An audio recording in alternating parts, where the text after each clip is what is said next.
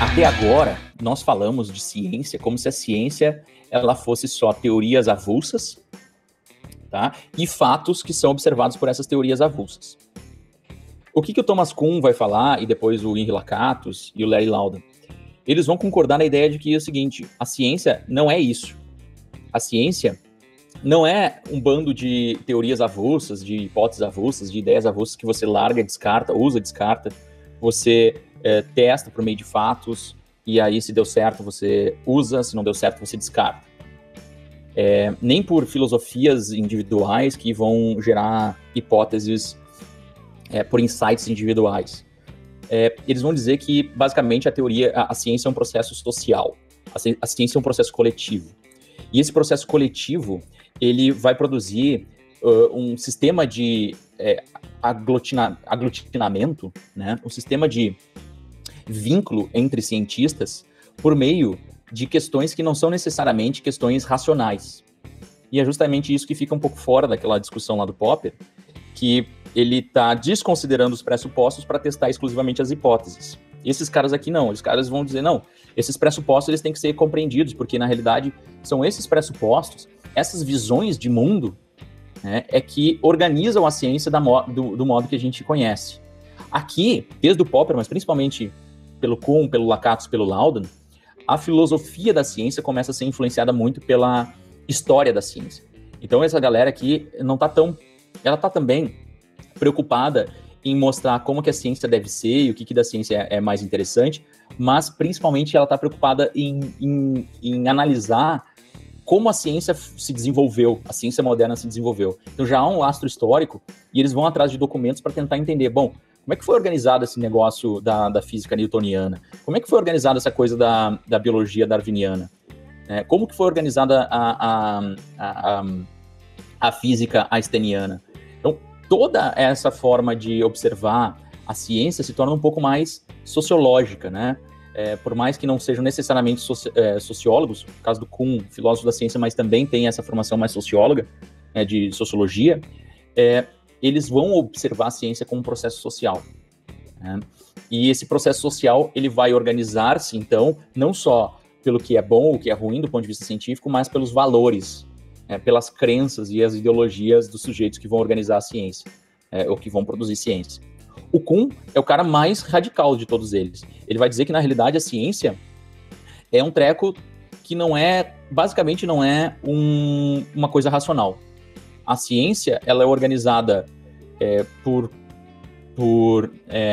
mecanismos, técnicas, métodos que são pseudo-racionais e que entram em acordo junto com cientistas em certo momento e que vão serem direcionadores daquilo que deve ser observado e analisado, o tipo de pergunta que deve ser formulado, como essas perguntas devem ser interpretadas e serem estruturadas. Então, isso tudo, que é quase que um consenso mínimo científico sobre o que deve ser observado, sobre como que a gente deve fazer ciência, ele chama de paradigma. E o paradigma é quase como um conjunto, né, um aglomerado de visões sobre como o conhecimento opera, como que o universo opera, como que devem ser as prioridades sobre o fazer ciência, e que vai orientar diferentes cientistas em um momento histórico específico para fazer a ciência. Né? Então, antes do paradigma científico, efetivamente, newtoniano, você tinha um paradigma religioso. E aí você muda esse paradigma para um sistema científico que é um paradigma muito materialista, que é o paradigma newtoniano. Então, você vai ver apenas os processos que são observáveis pelos instrumentos que a gente tem, pelo olho nu, pelas as máquinas, os sistemas mecânicos. E quando você chega em um outro momento, que é o paradigma einsteiniano, né, o paradigma da física quântica, você começa a ver um elemento de complexidade, em que existe alto nível de imaterialidade nas relações sociais e humanas, e que isso também deve ser percebido e teorizado. Mas isso só vai ser observado quando você tem rupturas do paradigma, quando você tem uma ciência revolucionária, que muda uma visão de mundo, muda uma noção do que é comensurável e o que é incomensurável, e essas visões de mundo vão particularmente ser revolucionárias, né, e vão constituir uma nova ciência. E é isso que a gente tem visto, né, desde a ciência revolucionária, que foi essa ciência digamos, do realismo científico e sistemas complexos do Einstein, a gente tem basicamente produzido, depois da ciência revolucionária, uma ciência normal, como ele chama. Normal por quê? Porque os paradigmas, né, os critérios que foram estabelecidos por esse paradigma são simplesmente reproduzidos desde então. Nas ciências sociais, né, a gente não tem esse paradigma tão predominante como já existe nas ciências naturais. A gente tem uma luta de paradigmas, né, para se constituírem enquanto paradigmas predominantes. Se a gente for utilizar essa visão kuhniana para observar. O ponto aqui é que a visão kuhniana vai colocar vários elementos que não são racionais do ponto de vista, né, dos métodos para observar fatos, para quantificar leis e para produzir hipóteses.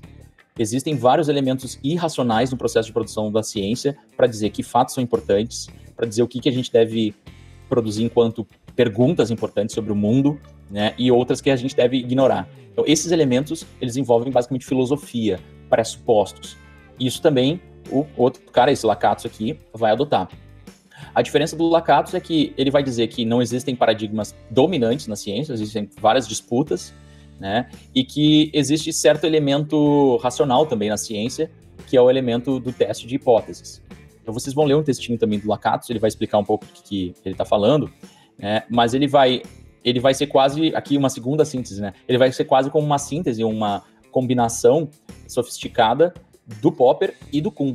Ele, ao mesmo tempo que com o Kuhn vai dizer que, bom, de fato, né, os fatos, eles vão ser guiados pelas teorias que a gente carrega, os pressupostos, as lentes que a gente tem, né? Nada concomitante empírico certo, ou seja, o que está na natureza, o que está sendo exposto não é necessariamente certo, é o que a gente consegue observar. E, basicamente, a gente tem uma condição de produzir ciência que é muito limitada, né? Então, um bocadão do que a gente faz de ciência é, na realidade, uma reprodução de ideias, de valores, e uma parte pequena, né, da nossa ciência é o teste que aquela visão de mundo, aquele elemento filosófico norteador vai possibilitar ser testado. E é o que eu falei do liberalismo e socialismo. Então, para você testar o socialismo, você não testa se é bom ou se é ruim. Você vai testar alguns elementos daquele paradigma, político ou econômico. Aqui, ele também vai falar isso. A única diferença que ele vai ter do Kuhn, basicamente, é que não vai existir um paradigma dominante, né? Ele não vai ter um nome específico, o nome específico ele não vai adotar de paradigma, ele vai chamar isso de programas de pesquisa científicos, né? Ele vai, juntamente com o Kuhn, também criticar o Popper, né, que a gente não pode provar e também não pode refutar teorias. E uma coisa interessante contra o Popper é a ideia de que os cientistas, por mais que a gente ache que seria importante eles descartarem as suas teses, as suas hipóteses, eles são muito apegados às suas hipóteses, eles são muito apegados às suas visões teóricas. Eles não descartam as suas visões teóricas porque elas foram supostamente refutadas. Porque a própria interpretação de que foram ou não foram refutadas é uma escolha de visão de mundo, é uma escolha da forma como a gente vai organizar a ciência. Então, tudo isso vai orientar o que ele chama de programas de pesquisa científica, que seria o conjunto, né, a unidade de análise dele, não são as teorias, são, assim como o Thomas Kuhn, os paradigmas, no caso do Lakatos, os programas de pesquisa científicos. Qual vai ser a diferença, como eu falei, dos programas de pesquisa científica para os paradigmas? A diferença é que os paradigmas, eles são quase que, assim, a parcela de elemento irracional que organiza o paradigma é muito grande, né? No programa de pesquisa científico também vai ter uma parcela grande de elementos que são ideológicos, filosóficos, mas o Lakatos vai colocar uma forma de perceber quais são os elementos testáveis do programa de pesquisa científica e como que teóricos podem adotar a opção de se filiar ou não se filiar a um programa de pesquisa científico. Lá no caso do Kuhn, a opção era quase como se você adota o paradigma ou morre, né? Porque a não ser que você tenha condições de fazer uma ciência revolucionária. Aqui não, como são vários programas de pesquisa científica, você pode adotar os programas de pesquisa científica que são mais coerentes com a sua visão de mundo e também com o que você quer fazer do ponto de vista de teste de hipóteses. Tá? Então, se vocês depois quiserem dar um pause no vídeo da gravação, vocês podem ficar à vontade. O ponto aqui não é justamente ter uma noção de como avaliar programas de pesquisa científica, é mostrar justamente a diferença entre o que é programa de pesquisa científico e paradigma, né? Além disso, então, né, dessa noção de... Então, o programa de pesquisa científica ele vai ter um núcleo duro, que são premissas fundamentais, que não é submetido à refutação. Por exemplo, no realismo das relações internacionais, estados são os principais atores do sistema internacional. Eu não tenho como provar ou desprovar isso. É muito mais uma visão de mundo do que é principal, o que não é principal, né? E nem vale a pena entrar nessa disputa. O que vale a pena é escolher se você aceita ou não aceita, e se você aceita, você pode ter potencialmente um espaço dentro do realismo. Se você aceita, então, o núcleo duro daquele programa de pesquisa científico, você pode trabalhar para testar as hipóteses auxiliares, que são as hipóteses testáveis, a parcela, né, daquele programa de pesquisa científica que pode ser testado. Pode ser ajustado, pode ser reajustado. Então, dentro do realismo, por exemplo, você tem algo que pode ser minimamente testado, que é os estados maximizando segurança ou maximizando poder, né?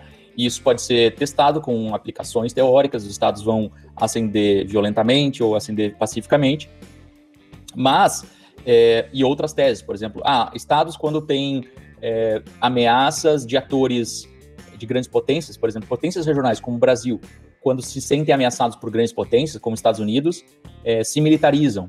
Ou, a depender, você pode colocar algumas outras variáveis, como a depender da liderança, a depender do tipo de regime. Então, são coisas que são verificáveis, mas que não vão necessariamente entrar em disputa sobre qual é o núcleo duro do realismo. Eles não vão dizer que os estados não são os atores mais importantes do sistema internacional, porque isso é uma proposição, é uma premissa, né, é um pressuposto filosófico. E aí, o que é importante aqui para o Lakatos é também a predição. Você consegue, pelo meio de teste de hipóteses, você consegue mostrar se as hipóteses que foram confirmadas, elas não só explicaram os fatos que você tinha ali para estudar, mas também se elas conseguem predizer o que vai acontecer no futuro. É um elemento bem positivista aqui, bem mais indutivista que o Lakatos adota. E por último, vou dar um pulo aqui, depois tem aquele vídeo que eu coloquei complementar, que é para a disciplina de Teoria de Relações Internacionais C, que vocês podem também avaliar. Por último, temos o Larry Launan, que também é dentro desta família que avalia conjuntos teóricos, que vai mostrar que as teorias, na realidade, elas não estão necessariamente sendo organizadas por visões, né, teóricas ou visões de pressupostos filosóficos a priori. Então, as teorias elas se organizam pelas formas como elas conseguem resolver problemas empíricos e conceituais. Então, ao contrário tanto do Popper quanto do Lakatos, ele vai dizer que as teorias são um pouco mais, como é que eu posso dizer, são um pouco mais capazes de barganhar, né, e utilizar até mesmo o ecletismo, até mesmo combinação de visões teóricas para responder uma perspectiva empírica ou teórica, um problema empírico ou teórico ou conceitual que estejam ali na frente. Então, essa noção, né, de capacidade das teorias de serem um pouco mais fluidas, né, mostra uma noção de que as teorias elas existem para resolver problemas, muito mais do que para se filiar a um conjunto teórico prévio. Então, eu não preciso dizer que eu sou realista antes mesmo de saber se o realismo me ajuda a responder os problemas que eu quero responder. Digamos assim, eu quero responder por que a Argentina toma tais posições de política externa. Quem disse que o realismo vai me dar respostas para esses problemas? Não adianta eu me filiar ao realismo antes de saber se ele tem condição de responder a esses problemas específicos. Então, o ponto fundamental aqui para o Larry Launan é que as teorias elas são muito mais pragmáticas do que parecem. Tá? Eu acho uma visão, inclusive, mais interessante. Acho que vale a pena darem uma olhadinha, porque essa visão ela tem sido um pouco mais recorrente nas relações internacionais atuais, né? Desde 2010 a gente tem uma organização para trazer uma análise laudaniana para as relações internacionais. A ideia do Laudan, então, é que as teorias elas são boas na medida em que elas conseguem explicar problemas, explicar desafios e organizar isso de forma conceitualmente interessante, né? E resolver esses problemas de uma maneira mais adequada do que as teorias rivais. Ao contrário do Lakatos, que vai dizer que o ponto importante das teorias é predizer, né? Basicamente prever aquilo que vai acontecer no futuro. Tá? Aqui, só para resumir, vocês não precisam, obviamente, ter uma perspectiva aprofundada sobre o Larry Laudan, nem sobre o Thomas Kuhn, nem sobre o Lakatos, mas é para mostrar essas diferenças. Tá? essas diferenças aqui que eu queria deixar claro para vocês, já que a gente está encerrando, que as teorias de abordagem científica, elas vão indo por alguns caminhos, né? E elas se diferenciam de uma maneira bem interessante. Os dedutivistas, né, eles, a unidade de análise deles são as teorias, tá? E teorias e os fatos que as teorias conseguem processar. Ou seja, mas eles querem saber, basicamente, se as teorias estão certas ou erradas. A fonte do conhecimento são os pressupostos, são as próprias teorias, ou a filosofia da ciência, né? Ou, desculpa, a filosofia política, a filosofia sobre o mundo, que vai produzir pressupostos e que vão organizar teorias. E o que é importante, nesse caso aqui dos dedutivistas, é a coerência lógica. Se a teoria tem coerência lógica, é sinal que a teoria é boa, né? Do ponto de vista da racionalidade. Os indutivistas, eles estão preocupados também em testar as teorias, mas o que vem antes das teorias são os fatos. Então, a fonte do conhecimento para as teorias, ou para as leis, são os fatos empíricos, e não os pressupostos. Os fatos empíricos vão produzir, né, capacidade de generalização. Quanto mais generalização eu consigo fazer, melhor será a minha abordagem científica. O Popper, ele vai, né, usar um pouco dessa noção da importância da coerência lógica para a formulação de hipóteses, e dos fatos empíricos para a necessidade de falsabilidade. Então ele vai juntar elementos aqui nesse método hipotético dedutivo que a gente conheceu hoje. Já o Kuhn, o Lakatos e o Laudan, percebam que eles vão mudar a noção da unidade de análise principal. Eles vão sair daquela unidade de análise teorias, né, as coisas que as teorias produzem individualmente, para conjuntos teóricos, né, para aglomerados teóricos, que o Kuhn vai chamar de paradigma, o Lakatos de programa de pesquisa científica, e o Larry Laudan de tradições de pesquisa. Tá? O Kuhn vai dizer que a organização desses paradigmas é uma forma não racional, predominantemente, e que talvez dentro desses paradigmas, né, depois de uma revolução científica, você possa produzir ciência normal, mas a ciência normal não é em si o elemento de progressividade da ciência, mas sim as próprias revoluções científicas trazendo mudanças, tá? Não são mudanças boas ou ruins, porque isso vai depender das contradições sociais. Já o Lakatos vai trazer a ideia de que a fonte do conhecimento fundamental são testes de hipóteses mais a organização de conjuntos teóricos, que tem um bocadão lá de pressupostos também, mas que dentro dos pressupostos, fora dos pressupostos, na realidade, para além dos pressupostos, você consegue testar algumas hipóteses. E aí o importante é a gente filiar-se a um programa de pesquisa científico para testar de forma mais aprimorada as hipóteses que aquele programa de pesquisa científico vai produzir. O ponto fundamental, as hipóteses boas mesmo, que trazem progressividade, são aquelas hipóteses que produzem predições.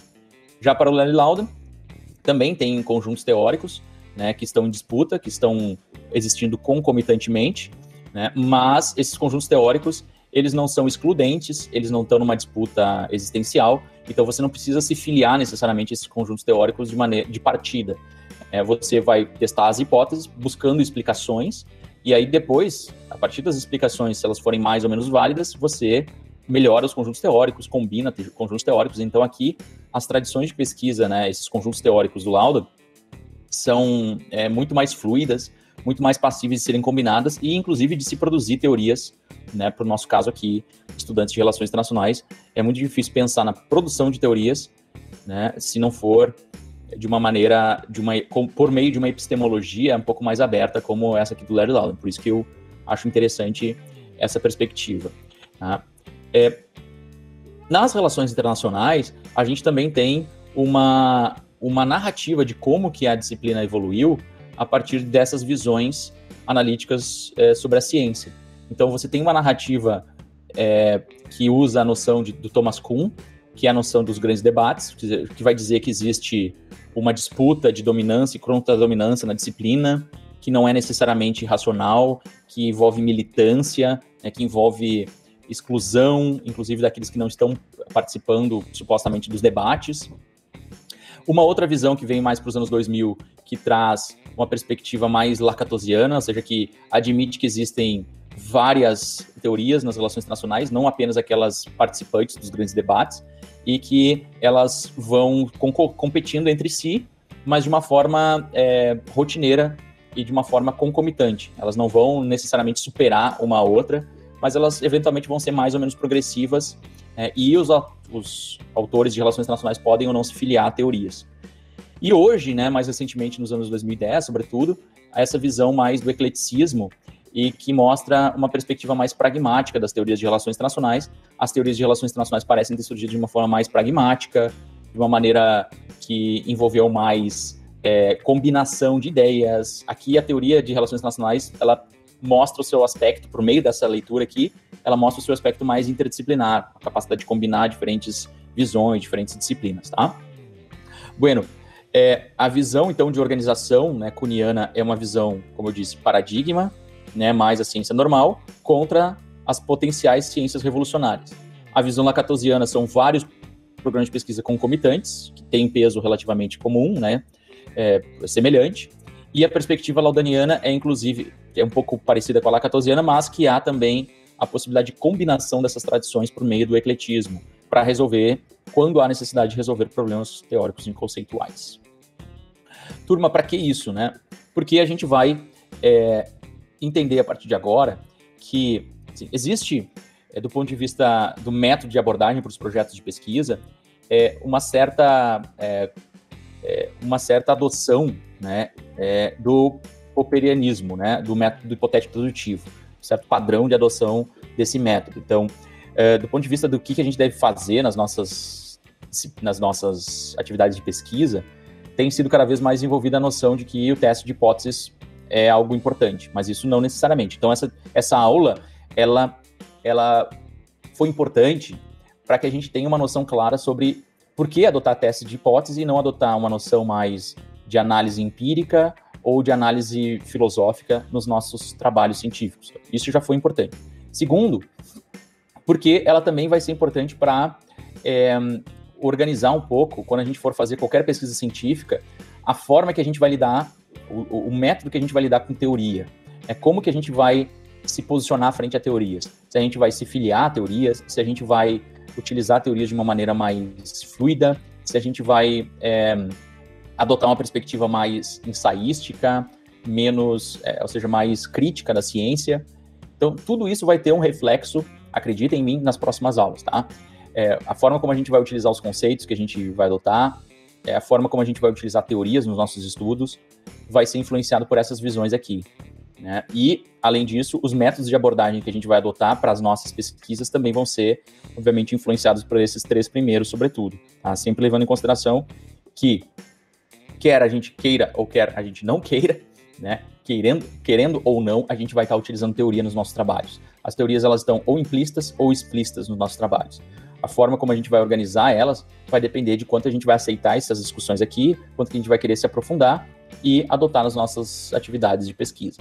Então, a partir dessa disciplina, vocês vão fazer vários artigos científicos em outras disciplinas, várias pesquisas, tendo uma noção um pouco mais esclarecida sobre o que são as possibilidades de abordagem frente a teorias e fatos e como que vocês vão lidar com teorias científicas.